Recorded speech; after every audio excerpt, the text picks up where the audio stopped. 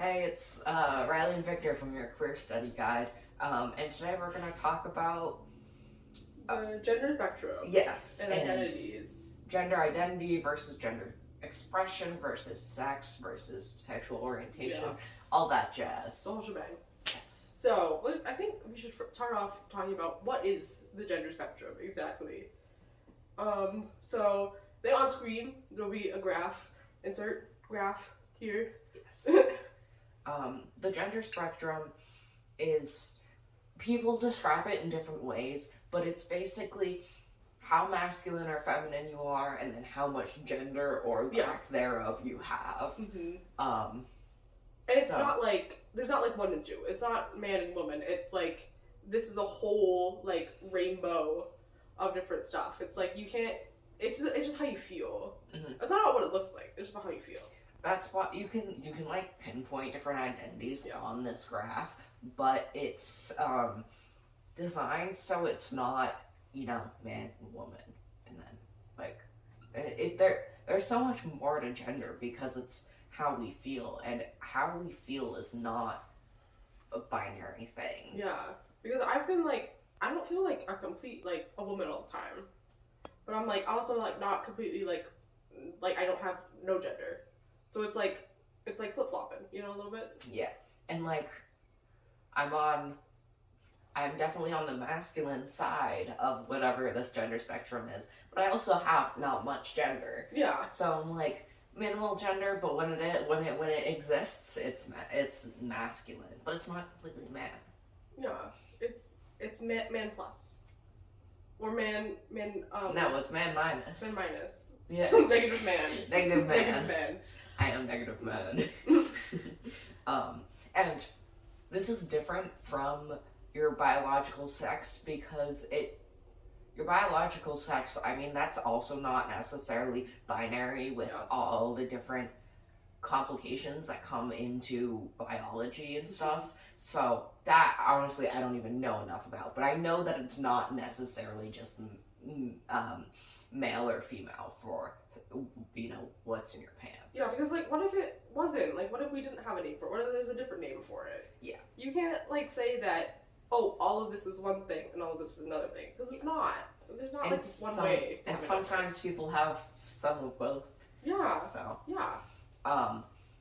Also, the concept of having a cisgender is, like, rooted in, like, colonialism and, like, it's very Eurocentric because many native populations and many indigenous cultures have, two-spirit or, like, gender that is more than just being a man or a woman. The idea of that there's just man and just woman in the gender roles that accompany, like, the traditional gender roles that come with being a man or a woman, that's definitely rooted in colonialism. Yeah. So, we're gonna include on screen the genderbread person, which I find a little stupid, but like it breaks down. It's not there. It breaks down gender identity and expression in a way that's much more simple to think about.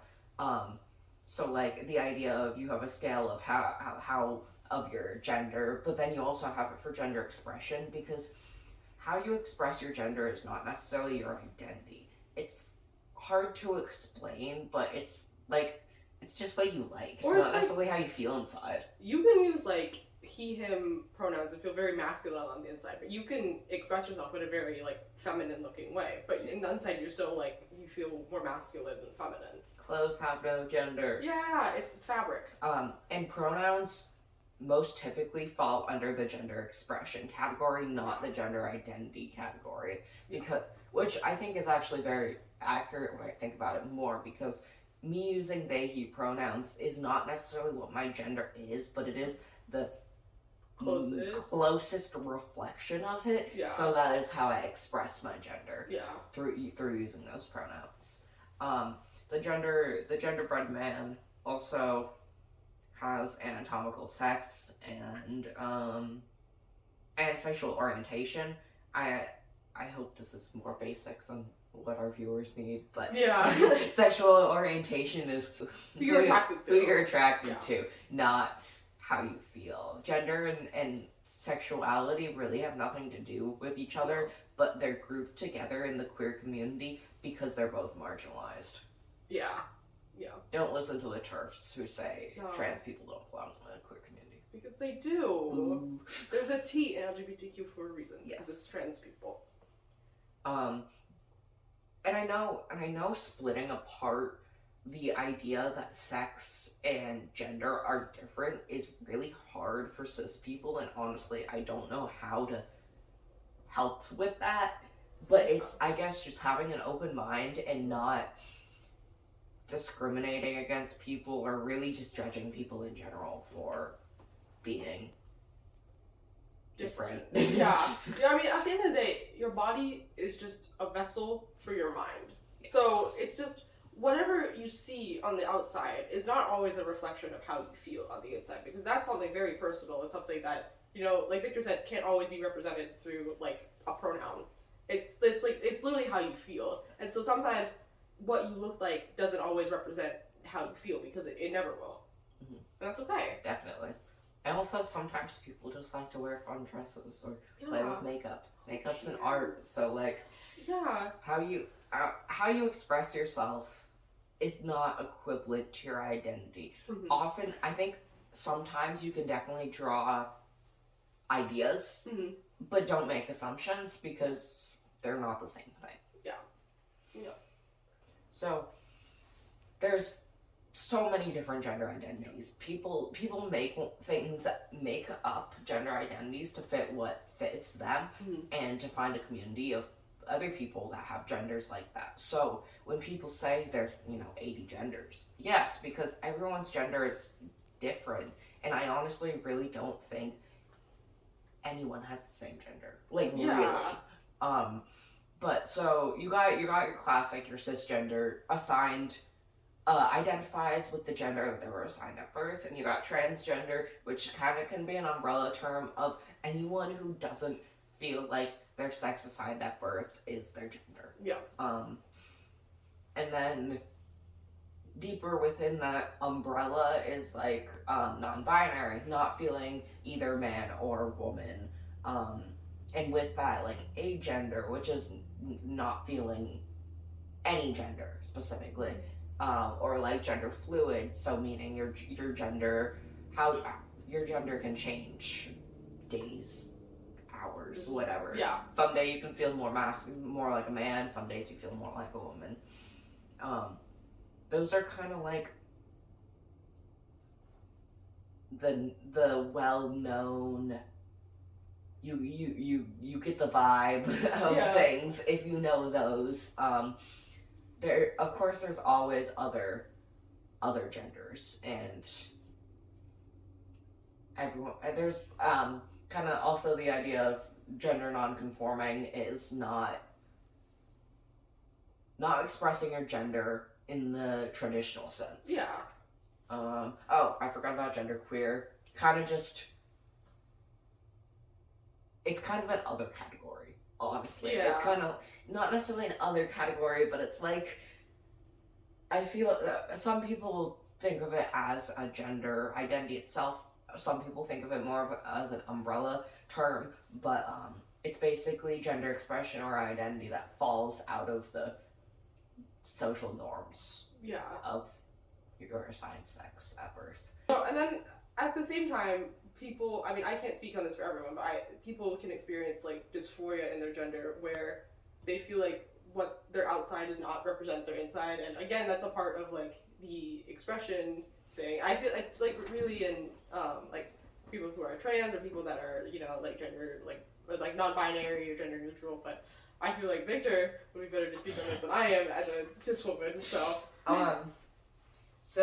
some people say that you have to have gender dysphoria to be trans, and I find that not true, but I'll get into that later. Gender dysphoria, according to Merriam-Webster, is a state of feeling very unhappy, uneasy, or dissatisfied. Thus, gender dysphoria is that state of feeling, but with something to do with your gender. Like, I feel very dysphoric about my chest, and people being able to see that, or my curves, because I'm like that. Those don't reflect how I feel inside, and it leads people to make assumptions that I don't want people to make. But that's like physical gender dysphoria. Some other, you can also get like social gender dysphoria, like when people use she her pronouns for me. I get social gender dysphoria because it makes me really uncomfortable. I'm just like, yeah.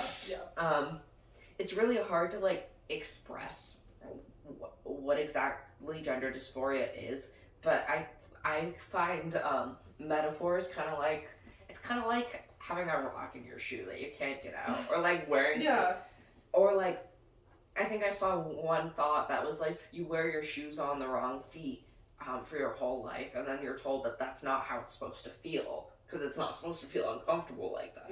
And I don't think those like capture the true essence, but I think that gives people who don't experience gender dysphoria an idea of kind of what it's like.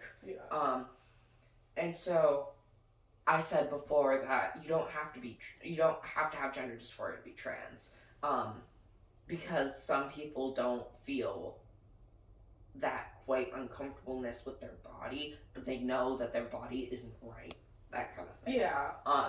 Honestly, in my opinion, gender euphoria is more important than gender dysphoria. Euphoria, according to, Google, the feeling or state of intense excitement or happiness is what euphoria is. So, like, that really excited feeling I get when someone uses the correct pronouns for me. Or, like, when I was first going by a different name, they were using the right name for me. It was just, like, it was almost utter peace. I was like, yes, this is right.